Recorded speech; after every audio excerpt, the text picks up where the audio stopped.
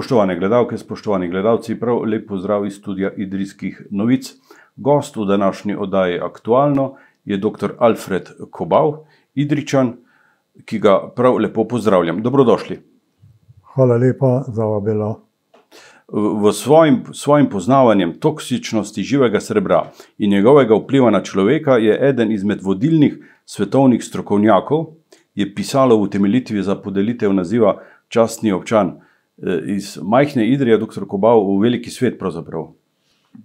Pravzaprav Idrija je bila znana že dolgo časa. Ne se veste, rudnik je bil odkrit 1490, kot Krištof Kolumb, ko je Ameriko odkril. In živo srebro se je takrat rabilo za vseh vrst stvari, od eksploziva kot zdravilo, predvsem se je uporabljalo za zdravljenje sifilisa, ko so ga dajali v neke maže, v neke so ga noter dali, ampak v bistvu so mislili, da to nekako koristi, da se absorbira preko kože, ampak v glavnem je izhlapevalo iz človeka in so se zastrupljali s tem živim srebrom. In Francozi, ko so bili tukaj, v Idriji, pa v Sloveniji, so imeli v Logatcu prav bolnišnico, kjer so zdravili bolnike z sifilisom in so uporabljali takrat še to maščobo. Sicer pa ste letnik 34, ja. Očetu je bilo ime Miroslav, mami Valerija, imeli ste še eno sestro Miro, Ja. Osnovno šolo in gimnazijo ste obiskovali v Idriji. Ja, osnovno šolo, nižjo gimnazijo, višjo pa v Ljubljani. Pot vas je hitro vodila v Ljubljano iz domačega kraja. Ja, še kar relativno hitro, ker tukaj ni bilo šole, višje gimnazije ni bilo. In tukaj sem začel nekaj tudi glasbeno šolo obiskovati, ampak bolj tak, ki v 3 dni bi človek temu rekel. Pol pa, ker sem bil tam v Ljubljani, so me pa navdušili nekateri kolegi, ki so bili moskonti, ker smo bili v internatu skupaj, gimnazijci in glasbene šole. In tam sem slišal marsikaj in me je potegnilo. In pa sem začel hoditi v glasbeno šolo tam v času gimnazije. Pravi študij pa ste, rekel, namenili medicini. Zakaj pravzaprav medicina? Pravzaprav se mi je zdelo, jaz bil kot otrok tudi bolan. Sem imel vnetje ledvic, takrat je bilo problem v tistem času, takrat je deloval dr. Hrebernik v Idriji in je bilo veliko tuberkuloze na ledvicah, na pljučih tuberkuloze veliko. Takrat ni bilo zdravil še za tuberkulozo. In smo pogosto zbolevali otroci rudarjev ali pa drugi so zbolevali in jaz sem zbolel za vnetje ledvic in to je bila tuberkuloza in tako da praktično pa sem bil operiran, so mi odstranili eno ledvico in pol me je to malo imelo, kako to, da ni tako, zakaj ni drugače, in pa sem se vrgel v to, da sem pustil muziko, pa sem šel na gimnazijo, na medicinsko fakulteto. Leta 63 ste diplomirali? Ja, sem pa diplomiral. Ja. S kakšno temo? Pravzaprav takrat je bila diploma splošna. Ni bilo nekaj posebnega, ampak so bili ti izpiti rigorozni, sodna medicina in vse tak naprej, tiste končne, najbolj zahtevne faze študija medicine so bile, pa internistika, tiste so bili ta glavni predmeti, ki so tudi pol veljali za vse skupne. Sledila je specializacija, tam ste se odločili pa za medicino športa in medicino dela. Ja, specializacijo sem začel upravljati v Novi Gorici, ker namreč štipendije v Idriji nisem dobil, zgleda, da v tiskrat ni bilo potrebe, v Idriji take še, dr. Hrebernik je deloval, sem dobil v Gorici štipendijo in sem pol dol bil na stažu in sem dol upravljal študij in takrat sem se nekako mislil, me je zanimala nevrologija, področje nevrologije me je zanimalo, ampak pol nekako so se z rudnika pojavili, kar naenkrat so me obiskali, da je dr. Hrebernik ne bo več dolgo, če bi prišel v Idrijo, pa tak naprej. Jaz rekel, jaz teh stvari še ne poznam, no pol nekako sem se odločil, da sem prišel. In Hrebernik je bil pravzaprav dr. Hrebernik eden mojih prvih učiteljev, ki me je vpeljal v področje varovanja zdravja teh rudarjev, pa spoznavanja vplivov živega srebra, kar je pač on vedel, mi je vse predal, ne. Sredi 70-ih let pa ste opravili še magisterij po starem sistemu, ne? Po starem sistemu. Zakaj v Zagrebu? V Zagrebu, zato ker v Sloveniji ni bilo magisterija. V Sloveniji se je delo magisterij, samo profesori so bili Zagrebčani. In jaz sem takrat za magisterij naredil prvo nalogo iz področja živega srebra. Jih je zanimalo tam tudi v Zagrebu, kaj mislim o tem. Smo gledali krvna slika, kakšna je krvna slika po izpostavljenosti živemu srebru. Ljudi, ki so imeli več živega srebra ali pa manj živega srebra. In tam se je ugotovilo, da so neke spremembe, ki bi jih lahko ponudili tudi pri diagnostiki tega področja. In pol sem pa končal tam magisterij, ne. Temu je sledil še akademski naziv doktorja znanosti. Potem pa moram pa reči, da takrat je bilo, so se zelo intenzivno vpletali v področje Idrije z inštituta Jožef Štefan, ta odsek za okolje, in so oni proučevali okolje pri nas v Idriji. Je bila cela skupina, ki je bila tukaj, je bila, kako se prenaša živo srebro med porodom na potomce, pri živalih, ne, v rastlinah in tako naprej. In pol takrat smo se nekako zbližali in pol smo pa začeli skupaj sodelovati, tako da pa je prišla Milena Horvat, tja postala, prej je bil doktor Stegner, je bil vodja tam, ko je bil ta doktor Stegner tam, smo že hodili okrog, so nas že vabili v razne kraje po Jugoslaviji, kjer so v kloralkalni industriji uporabljali živo srebro. In takrat smo izrabili te možnosti, da smo študirali, kateri diagnostični kriteriji so najbolj primerni za hitro postaviti diagnozo. In takrat se spomnim, smo delali, smo merili živo srebro v izdihanem zraku. V izdihanem zraku vzeli smo določeno porcijo zraka, prej sem tu moral preštudirati, kako to napraviti, sem šel sam v Ljubljano na pulmološki oddelek, da sem svoj zrak gledal, koliko časa moram zadržati sapo in tako naprej, in koliko moram pihniti in tako naprej. In pol se je to začelo in smo to povezovali, ne. In pol so se vključili v to tudi Američani iz Rochestera, ki smo bili dol na obisku, z doktor Stegnerjem so bila dol na obisku, in pol smo razpravljali o teh stvarih in so prišli pol k nam in so nam pomagali. Namreč živo srebro smo zbirali v vreče, ki so iz najlona, ampak živo srebro gre skozi najlon, se izgubi in oni so pol nam priporočali, ko so testirali dol, ne, so imeli boljšo opremo, kakšne ne bojo te vreče. Tako da smo pol mi tukaj v Idriji jemali vzorce izdihanega zraka pa krvi in to na ta način, da smo v vreče pihali in iz vreč smo to prečrpavali na zlate pasti, ker zlato pa veže živo srebro. In na teh zlatih pasteh, te zlate pasti, polhne živega srebra, so potem nosili na Štefana in so tam naredili diagnostiko, koliko je srebra se prijelo na zlato past in tako naprej, in pa smo prišli do teh zaključkov, ne. Ta vaša akademska kariera pa se je praktično prepletala z vašo kariero ambulantnega družinskega zdravnika. Ja. Od leta 1965 ste imeli v Idriji svojo ordinacijo. Ja, se veste, v bistvu nekako doktor Hrebernik je pred mano opravljal tudi dve funkciji. On je delal rudarje, pregledal in tudi ostale prebivalce. In dodatno še rentgen je imel posebej. Takrat smo imeli rentgen, star rentgen je bil, še italijanski rentgen, in tam je bil Vali Trevn, ki je pravzaprav znal dobre slike delati in tako naprej. Ampak, in ko sem jaz prišel, sem to vse moral prevzeti, to se pravi eno in drugo, ne. In upeljal sem pravzaprav to, da smo mi začeli bolj nekako se usmerjati bolj v varstvo pri delu, to se pravi, povezovali smo se z laboratorijem v Rudniku, ki je postal samostojen, so delali analize tudi živega srebra, pol tukaj, ki prej jih niso, je bilo treba pošiljati na sodno medicino v Ljubljano, ne. Tako da je to pol se začelo, več samostojno smo delali, da smo delavce občasno pri teh pregledih merili koncentracije živega srebra. Kasneje smo, ko se je pa začelo v rudniku uporabljati, odkopavati samorodno živo srebro, so bile pa koncentracije v zraku tako visoke, da se jih ni dalo znižati. Ne.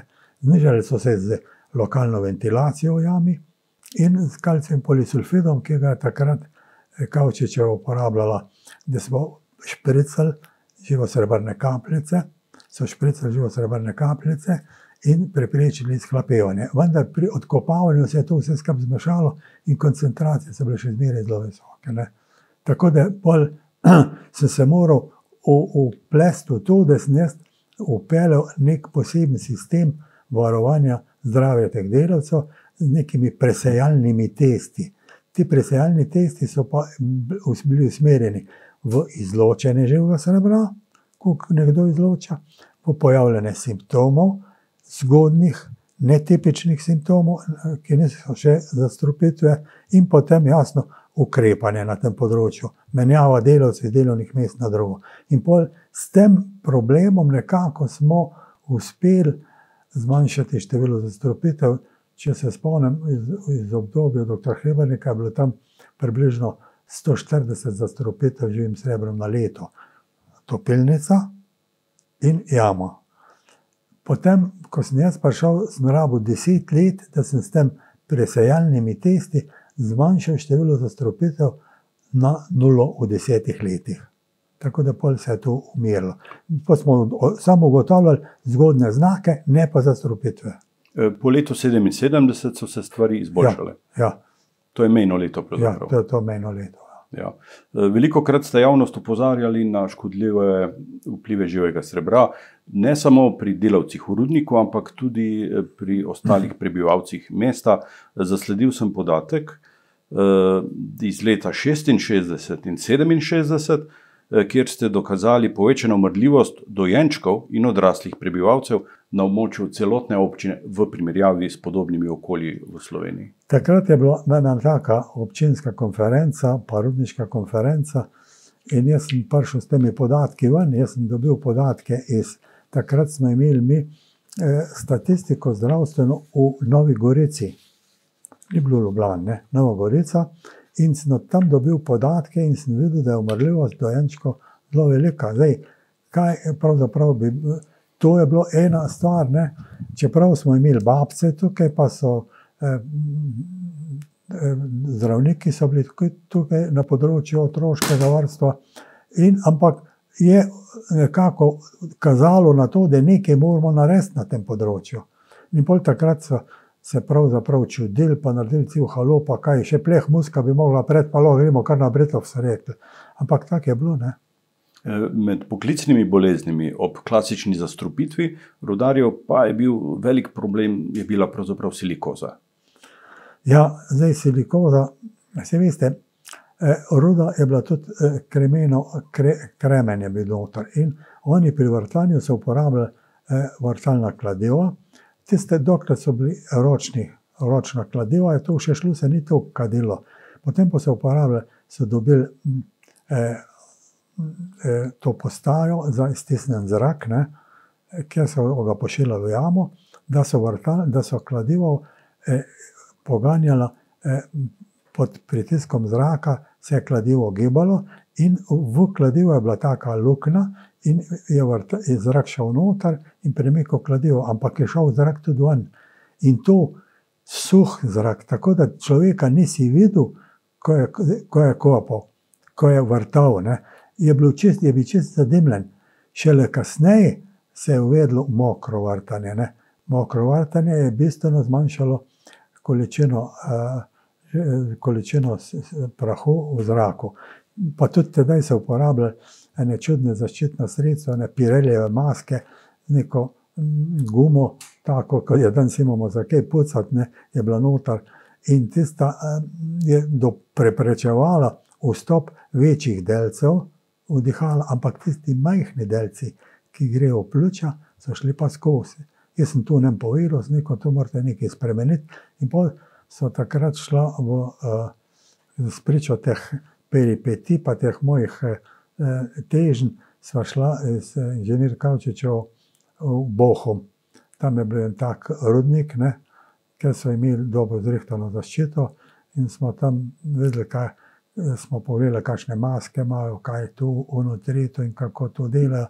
In tako da tam smo pol nekako, tudi, se pravi, nisem sam jaz kot zdravnik, ampak Kavčičeva, ker je bila v službi pri rudniku laboratoriju, je imela veliko besedo pri odločanju temu in je tudi ona pol vplivala na to, da se je začelo malo premikati te stvari. Ne.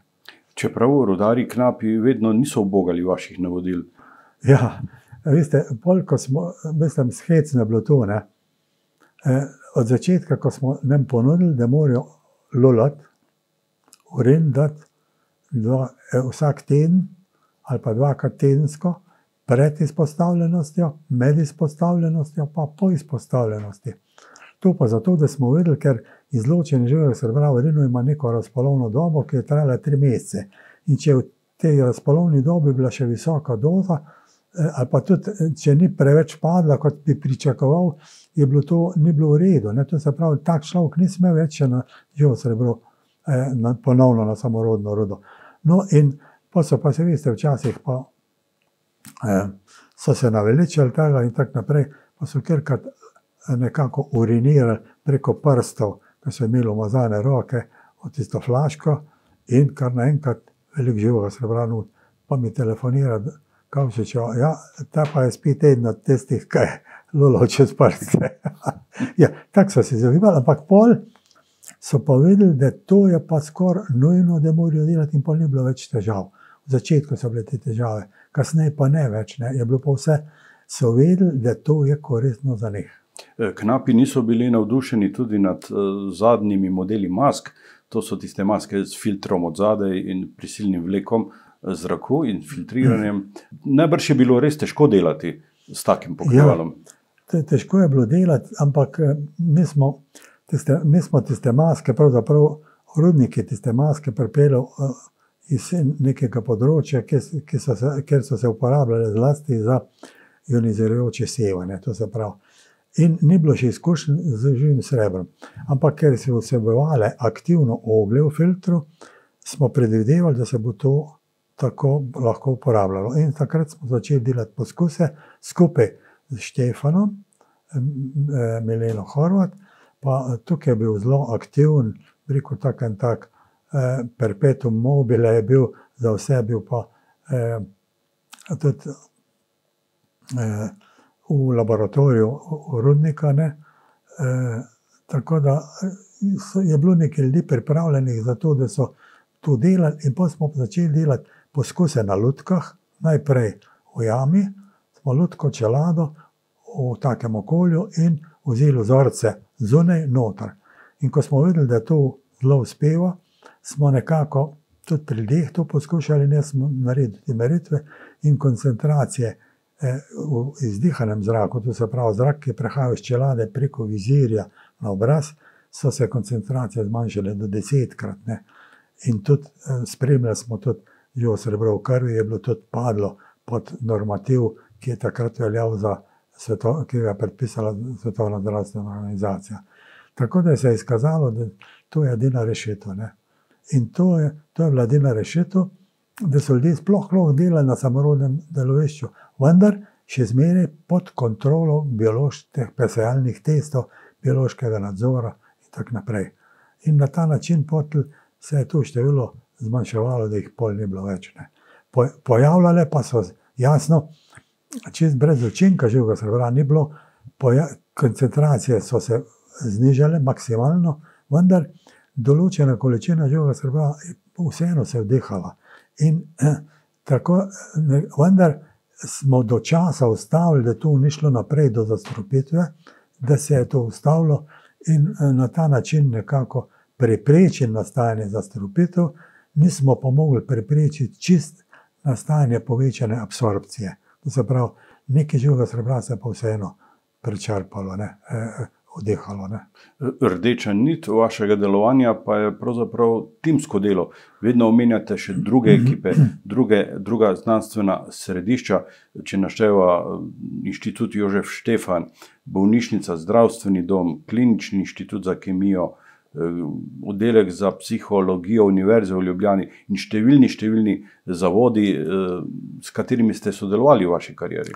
Se veste, v bistvu tako je, jaz kot zdravnik sem lahko delal samo tisto, kar sem s svojimi rokami naredil. Če sem hotel narediti kakšno bolj detaljno analizo, ni šlo brez Štefana. Ne. Oni so delali detaljne analize, neke precizne analize, se smo imeli tudi laboratorij v Idri, vendar nismo tako poglobljeno mogli delati kot oni. Ne. Potem na kliničnem centru smo lahko gledali neke stranske učinke živega srebra, ki se niso tako kazali. Ne.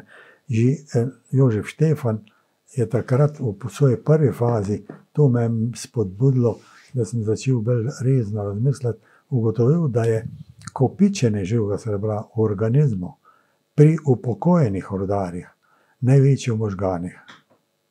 Največ živega srebra je ostalo v predelu češarike, epifize, potem je bila tukaj ščitnica in tako naprej, in bolj na koncu je bila pa ledvica. Ampak pa smo pa slučajno enkrat, je nekdo, ena nesreča je bila, en rudar je delal na živem srebru in je bila na prometne nesreče v Ljubljani in je tist prišel na obdukcijo na Sodno in se je ugotovilo velike količine živega srebra tudi v ledvici. To se pravi, hitro po prenehanju izpostavljenosti se največ živega srebra kopiči v ledvici, pa se pa izloča ali pa gre energije po telesu. In isto se je dogajalo pri prebivalcih, a ne, tudi prebivalci so imeli večje količine, neprimerno manjše, ne, kot upokojeni rudarji, v primeri s kontrolno skupino pa sploh. Ne. Tako da je že to, takrat, ko so to naredili, mi je dalo misliti, da se nekaj dogaja. In potem se je videlo, da se pravzaprav tudi kasnejše analize, ko sem že jaz delal, smo se menili, se v malih možganih zadržuje največ živega srebra. Mali možgani so pa tisti, ki pravzaprav vplivajo na gibljivost našega telesa. In jasno, pri kopičenju malih možganih nastaja tremor in te stvari, tako da bolj so bile stvari bolj jasne, kako in kaj. Ne. Tako da je bilo to zelo zanimivo, ta odkritja so se mi zdela fantastična za tiste cajte. Vsa ta odkritja ste objavili tudi v številnih člankih, uglednih revijah, publikacijah. Imate pregled na tem, koliko enot pravzaprav imate vpisanih? Pravzaprav je precej tistih člankov, zdaj na pamet ne bom vedel, ampak nekaj sem objavljal o idrijskih razgledih na našem področju, drugače pa v tujini v glavnem, na raznih konferencah, recimo smo bili na konferenci v Minamati, takrat, ko je bila znana po zastrupitvi živim srebrom, tam sem predstavil neke stvari, ne, kaj se dogaja z ljudmi, ki del časa uživajo, so izpostavljeni živemu srebru, psihične motnje in vpliv alkohola na pojavljanje psihičnih motenj. Rudarji so radi pil, ne, in živo srebro pa alkohol nagresta skupaj. To ni šlo skupaj in pol jasno je prihajalo do depresivnih stvari, agresivnosti in tako naprej. Knapi so bili pogostoma tudi agresivni, bodi si doma ali kjerkoli. Ne. In tako da to se je videlo, kaj se dogaja v telesu zaradi tega živega srebra. Pri silikozi, ki se je pojavljala takrat, je bil pa še drug problem. Ne. Silikoza, kremenčev prah, takrat je bilo veliko tuberkuloze. Ne. Zdravila za tuberkulozo še ni bilo. Nismo poznali evtizona, nismo pasa poznali in ljudje so dobivali tuberkulozo, zlasti tisti, ki so imeli silikozo, se je pri njih rada pojavila tuberkuloza. Poleg tega so pa rudarji vdihavali v določenih področjih v jami, je bila povečana radioaktivnost uranove rude in se je sproščalo radon in njegovi potomci in to je povzročilo tudi, da je šlo v smeri pojavljanja rakastih obolenj na pljučih. Ne. Tako da v bistvu, samo na žalost na to nismo imeli toliko vpliva. Ne. Vse drugo smo imeli pod neko se mi je zdelo, da imamo vse nekako pod kontrolo, silikozo, ker smo merili koncentracije kremenovega prahu, zaprašenost, živo srebro. Medtem ko to je spadalo pa takrat pod državno tajnost. Ne. Država je iz Vinče, so hodili meriti tukaj koncentracije in so bili enkrat tudi tukaj, se spomnim, ko sem jaz že bil tukaj, ne 2, sta bila, in zaključek je bil, da Idrija ne spada rudnikom urana in konjsko meni. Ne. Pa ni bilo nič nevzve. Nismo imeli nobenih drugih podatkov, takrat enkrat letne meritve so pokazale, kje je malo več, kje je malo manj, ampak kaj se je pa z ljudmi dogajalo, kateri so bili bolj, se pa to nažalost rudnik ni spremljal. In tudi ni možno, če bi bil tu v rudnikih urana, bi moral za vsakega človeka spremljati njegovo dozo, ki je dobil tisti dan. Ne. V rudniku Žirovskem vrhu se je to delalo, ne, ker je bil rudnik urana znan. Tukaj se pa to ni se pa prepuščalo tak, ne. In država ni zahtevala nič. Ne. Nekaj člankov je bilo zdaj zanimivih za področje cele Slovenije, ko smo delali biološki nadzor vseh prebivalcev v Sloveniji, to se pravi pri otrocih iz različnih krajev, kjer je svinc, živo srebro in tako naprej, in smo ugotavljali, kakšni so učinki tega in če so kakšni stranski učinki ali ne. To je v glavnem vodila Milena, je organizirala. Moja naloga je bila, da sem jaz pregledoval vse izvide in da sem pol, kar se tiče oceno zdravstvenega stanja, napisal, ali je prizadetost funkcije ledvic povečana ali ne in tako naprej, kjer je šlo v glavnem za težke kovine. Ne. To je bil zanimivih člankov, ki je precej širok. Pa pol nekako tukaj smo naredili, sta bila še dva zelo zanimiva članka. Eden je bil tukaj na Štefanu, deluje še ena druga Idrčenka, Tratnikova, tukaj iz Grape gor, in ona je delala neke določene encime, genske, ne encime, določene gene, in skupaj s Hrvati smo ugotovili, da se ljudje, da se otroci, ki staršev, ki so bili izpostavljeni živemu srebru, bodisi z amalgamskimi plombami ali pa z uživanjem rib, da se pri njih se večkrat dobi ene motnje v enem genu, ki pravzaprav zmanjšuje kognitivne sposobnosti otrok. Ne. To je bil zelo zanimiv članek, ki se pokriva tudi z drugimi raziskavami, ki so jih drugi delali. Mi smo samostojno to delali, drugi pa tudi samostojno, eno od drugega neodvisno. Ne.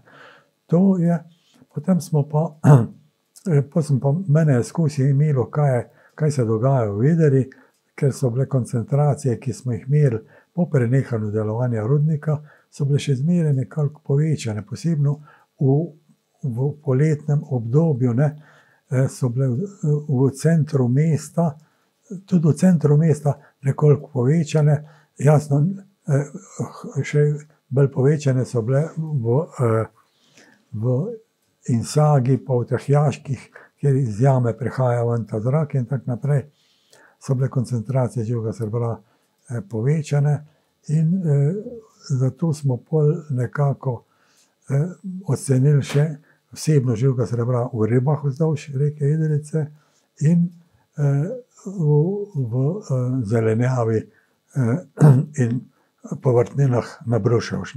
Ugotovilo se je, da pravzaprav, in pa smo gledali otroke, ki so se rodili, to se pravi nosečnice, vsake 3 mesece smo gledali, tukaj je sodeloval dispanzer za žene v Idriji, dr. Knap je delal, vzorce je imel, in pa zbiral žene, in smo delali, pošiljali analize na Štefana in potem, ko so se otroci rodili, smo pri otrocih pogledali v popkovni krvi, to se pravi otrokovi krvi, smo pogledali, kakšne so koncentracije živega srebra in nekih določenih, rekel, encimov, ki bi lahko bili prizadeti zaradi vplivov živega srebra.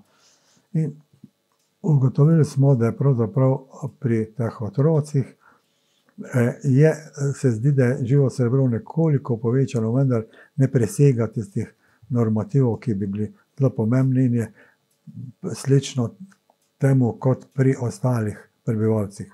Potem smo gledali pa še otroke osnovne šole, 2., 3. razred smo gledali in tudi pri njih uglavljali, kakšne so koncentracije. In smo videli, da so koncentracije nekoliko večje, predvsem je bilo pa to tudi odvisno od števila amalgamskih plomb, ki so imeli. Ne. Tako je bilo pa primerljivo z okolico. Ne. Tako da v bistvu analize so pa pokazale, da veliko kakšnih resnejših vplivov ni na otroke, vendar se je treba izogibati vsem tistim območjem, ki imajo več živega srebra, ali pa hrani, ki vsebuje več živega srebra, kot so povrtnine in ribe in to. V vodi pa ni bilo veliko živega srebra, v tej idrijski vodi, sploh ne. Vse skozi govorijo o preteklem času. Logično vprašanje, kakšno je stanje v Idriji danes? No, to je bilo delano pred 10 leti. Kasnejših raziskav ni. Ne, kasnejših raziskav ni.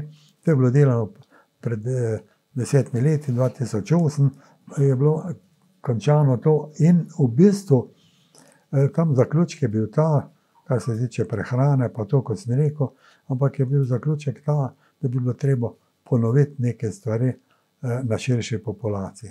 Kako pa je lokalna skupnost se odzivala na te vaše strokovne ugotovitve? Ste imeli v mestni hiši podporo pri teh raziskavah? Pravzaprav, kaj jaz vem, kakšne posebne reakcije ni bilo, čeprav sem jaz vse te raziskave tudi v zdravstvenem domu poslal, cel pok raziskav, ki sem jih naredil, sem poslal to, ker so bile še druge zanimive stvari. Zanimive so bile te, da mi smo takrat pred leti, v času delovanja rudnika, oziroma po prenehanju delovanja rudnika, smo skupaj s Svetovno zdravstveno organizacijo delali raziskavo umrljivosti za rakom pri odraslih moških prebivalcih. In smo ugotovili, da je pravzaprav umrljivost večja zaradi rakastih obolenj, in da tudi samomori so bili pri rudniku povečani, to je povezano s vplivi živega srebra. Edino tam se je videlo, da je umrljivost zaradi silikoze pa zmanjšana, ker zadnje leta smo pač vplivali na to, da se je število silikoznih obolenj zmanjšalo. Tu se je vzelo 40 let delovanja rudnika. In potem smo mi, kaj se dogaja po Idriji v tistem času, smo pa mi vse rudarje iz cele populacije vzeli ven in sam moške ostale pogledali in ženske, ki so živeli v Idriji in niso bili nič povezane z delovanjem rudnika, in je bila pri moških povečana umrljivost za rakastimi obolenji pljuč, pri ženskah pa za rakastimi obolenji dojk. Tako da to se pravi, vplivi okolja so lahko prisotni, bodisi zaradi radona in potomcev iz žgalniških ostankov, ker večinoma hiš v Idriji leži na žgalniških ostankih. Sicer je tudi neko področje, ki je naravno tako, ampak žgalniški ostanki so tisti, ki še zmeraj povzročajo, da so povečane koncentracije. Tako da neke posebne reakcije na to ni bilo. Za otroke, jaz sem seznanil takrat šolo, dal nam raziskavo in kakšnih odmevov ni bilo, ker so bili rezultati relativno še kar ugodni. Druga vaša ljubezen oziroma zanimanje ob vašem strokovnem delu pa je, kot sva že na začetku pogovora ugotovila, pravzaprav glasba. V vaših dijaških letih ste se okužil s tem virusom, dobrim virusom glasbe. Ja. In vaša specialnost je bil jazz, ne? Ja, v bistvu je bilo tako, tam v tistem internatu, ki smo bili, je bila tudi glasbena, so bili tudi študentje glasbene šole. In tam je bil en pozavnist, ki je igral globokar. Je igral na trombon odlično. In jaz sem ga komaj čakal, da sem ga slišal, ko smo večkrat za ples igrali. Tako da sem potem se upisal v eno glasbeno šolo za trombon, doma snemano violino, tisto sem prodal, pa trombon kupil, en star trombon od ene pleh muske tam v Ljubljani. No, in pol sem nekako s tisto glasbo šel, sem prišel do tega, da so me povabili v nek orkester bivših beračev in smo tam igrali soboto, nedeljo za ples. Potem se je prišel pa še Ludvik Čebejo v Ljubljano študirati in on je bil pa takrat izredno dober trobentač in so ga povabili pa v akademski plesni orkester. In pol čez par mesecev sem bil pa še jaz tam v plesnem orkestru in pa smo pa tam v Narodnem domu igrali vsako soboto zvečer in nedeljo popoldne in smo igrali tako jazz muziko, ne, od Glenn Millerja, Woody Hermana pa vse to, Count Basie pa vse to, ne. In pol smo pa, ker smo bili tako dobri v jugoslovanskem merilu, so nas pa povabili, da smo šli v Moskvo. Leta 1957 smo šli v Moskvo in smo tam igrali, so bili Francozi, so igrali Dixieland, mi smo igrali pa z Big Bandom, pa to Glenn Millerja, pa te stvari, ne. In v tem obdobju je bila tudi turneja v Franciji, ne? Ja, ampak tukaj v Moskvi se je končalo tako, da mi bi morali igrati, ker smo bili ta boljši tam, bi morali igrati v Kremlju na plesu, a ni vrag, da so vsi zboleli za azijsko gripo. Edini jaz ne. In nismo mogli igrati, jaz sem šel pol pa plesati, ne. No, pol od tam, ko sem prišel pa v Idrijo, v avtobusu me je pa že začelo sokati, ne. Pridem jaz v Idrijo, mama prav, kar doktor Hribernik bo šel, Hribernik, azijska gripa, tam smo bili, Vinko, reševalc v Ljubljano.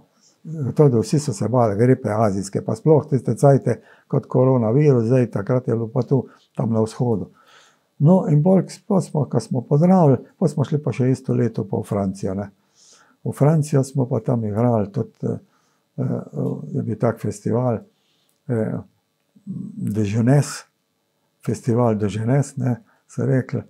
In tam sem prvič jedel, smo imeli take hrana, ker tiskrat smo bili, hrane ni bilo najbolj tak, pa so imeli take velike pladne in si ti spladn s takimi krožniki in si šel in si naložil, kukar si tev. In nam se je zdelo, in smo jedli in pili. 4 leta ste vodili tudi Idrijski plesni orkester. Ja. Kot dirigent. Kot dirigent. V bistvu, tisto je bilo tudi eno posebno doživetje. Se spomnim, da sem gledal na uro, predavanje, sem poslušal ortopedije, avtobus gre ob 11. moram jeti, pa sem šprical v šolo takrat in sem šel, da sem prišel do avtobus, da smo imeli popoldne vaje, da smo imeli sekcijske vaje, da se pravi posebej saksi, posebej trobente, tromboni, da smo vse zvežbali točno tako, vse, kar je bilo treba in pa smo imeli pa vsake toliko časa pa skupaj vaje, ne. In pa smo pa nekako tavali po Primorski, pa malo igrali povsod po malem, no. Lepi spomini, ne? Ja, krasni spomini so bili. Moram reči, da predtem smo imeli pa še vmes, pred tem orkestrom videli smo imeli pa en primorski orkester, ki pa so bili pa sami glasbeniki iz filharmonije zraven. In iz Idrije so bila pa Čebej, Drahle Kandučev, pa jaz.